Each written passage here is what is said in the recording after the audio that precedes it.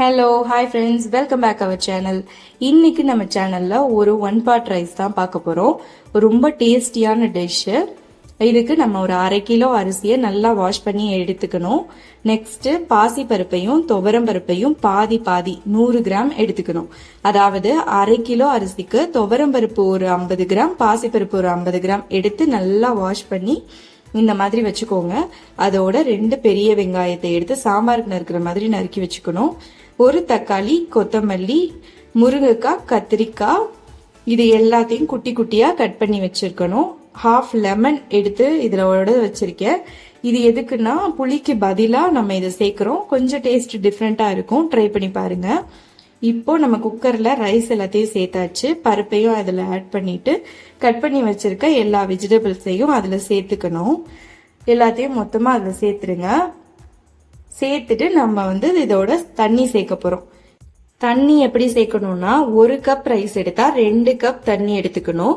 But இது கொஞ்சம் குழையணுங்கிறதுக்காக 1/2 cup extra எடுத்துக்கணும். அப்பதான் நல்லா அரிசி குழைஞ்சிருக்கும். சப்போஸ் நீங்க அரிசியை ஊற வச்சிருந்தீங்க அப்படின்னா 2 விசில் வச்சுக்கோங்க, அதுவே போதும். ஊற வைக்காத அரிசியா இருந்துச்சுன்னா 4 விசில் வச்சுக்கோங்க, அப்பதான் அந்த குழையறதுக்கு நல்லா இருக்கும். இப்போ இது எல்லாத்தையும் போட்டு மிக்ஸ் பண்ணிக்கோங்க. நம்ம இதோட மசாலாலாம் சேர்த்துக்கணும். 1 ஸ்பூன் மிளகாய் தூள், 1/2 ஸ்பூன் மஞ்சள் தூள், 1 ஸ்பூன் சாம்பார் தூள், பிளஸ் தேவையான அளவு உப்பு சேர்த்துக்கணும். இது வீட்டில் அரைச்ச சாம்பார் தூள், டேஸ்ட் என்ஹான்ஸ் பண்ணி கொடுக்கறதுக்காக. உங்களுக்கு சப்போஸ் இந்த சாம்பார் தூளோட சீக்ரெட் தெரியணும்னு நினைச்சீங்கன்னா கமெண்ட் பண்ணுங்க, அதுக்கு வீடியோ போடுறேன். இப்போ இதோட நம்ம பெருங்காயத்தூளையும் 1 டீஸ்பூன் ஆட் பண்ணிக்க போறோம். அதோட நம்ம வெட்டி வச்சிருந்தோம்ல லெமன், 1/2 லெமன், அதையும் இதோட சேர்த்து நல்லா புழிஞ்சு மிக்ஸ் பண்ணிக்கோங்க. எல்லாத்தையும் நல்லா மிக்ஸ் பண்ணிட்டு நம்ம இதை விசில் வைக்க போறோம். அவ்வளோதான். ஓகே, இப்போ அடுப்பில் வச்சுட்டு விசில் முடிஞ்சிருச்சு.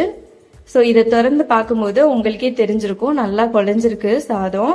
இந்த மாதிரி குழஞ்ச மாதிரி இருந்தாதான் இந்த டிஷ்ஷுக்கு நல்ல டேஸ்டா இருக்கும். இன்னொரு பாத்திரத்துல நம்ம நெய் ஒரு 3 டேபிள் ஸ்பூன் ஊற்றி கொஞ்சம் ஹீட் ஆகுற வரைக்கும் வெயிட் பண்ணணும்.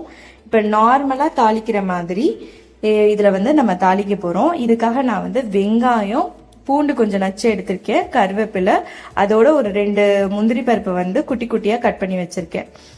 ஸோ இப்போ இதுல நம்ம நார்மல் ஸ்பைசஸ் போட்டு தாளிக்க போறோம். கடுகு, உளுந்தம்பருப்பு, சீரகம், அப்புறம் சோம்பு, வெந்தயம், அதோட வரமிளகாயையும் சேர்த்துக்கோங்க. இதுக்கப்புறம் நம்ம தட்டி வச்சிருந்தோம்ல பூண்டு, அதையும் சேர்த்துக்கணும். குட்டி குட்டியா நறுக்கி வச்சிருந்த முந்திரி பருப்பையும் இதுல சேர்த்துக்கணும். எல்லாத்தையும் சேர்த்துட்டு இதோட நம்ம கருவேப்பிலையும் ஆட் பண்ணணும்.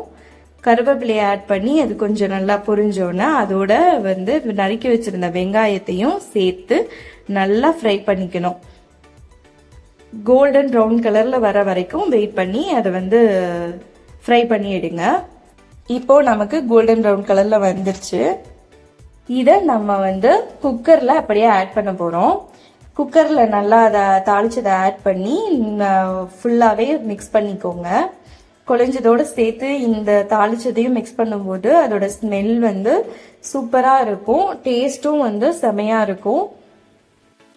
இப்ப நம்ம இதோட இன்னொரு ஒரு டேபிள் ஸ்பூன் நெய் விட்டு நல்லா கிளறி விட்டீங்கன்னா இது பயங்கரமா இருக்குங்க. நீங்க வீட்டுல ட்ரை பண்ணி பாருங்க. ட்ரை பண்ணி பார்த்துட்டு நல்லா இருந்துச்சுன்னா எங்க சேனலுக்கு கமெண்ட் பண்ணுங்க, லைக் பண்ணுங்க, ஷேர் பண்ணுங்க, மறந்துடாம சப்ஸ்கிரைப் பண்ணுங்க. பாருங்க, இதோட நம்ம சிக்கனோ இல்லைன்னா ஏதாவது வாழைக்காய் ஃப்ரை, உருளைக்கிழங்கு ஃப்ரை அந்த மாதிரிலாம் வச்சு சாப்பிட்டோம்னா ரொம்பவே டேஸ்டா இருக்குங்க. குழந்தைங்களுக்கும் ரொம்ப பிடிக்கும். ஸோ இது மாதிரி ட்ரை பண்ணிட்டு எங்களுக்கு கமெண்ட் பண்ணுங்க. தேங்க்யூ.